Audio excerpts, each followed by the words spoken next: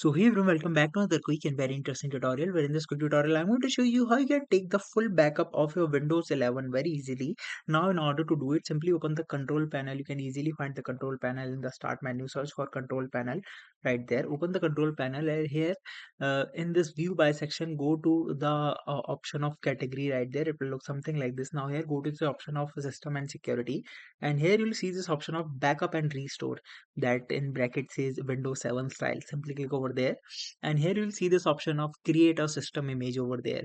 Click over there, and here it says looking for backup devices. That means it scans for the devices that are connected to your system. Now there you can either take the backup on any of the hard disks you have. You can refresh the list and you'll find the hard disk that is connected to your system if it has one, or the CD or DVDs or any flash drive, and you can easily select them and take the backup all of your Windows 11 backup to them. Alright, so that's it for this tutorial. I hope this video will be helpful for you. Make sure to hit the like button and subscribe button for more such helpful and interesting tutorials. See you in the next one. Take care.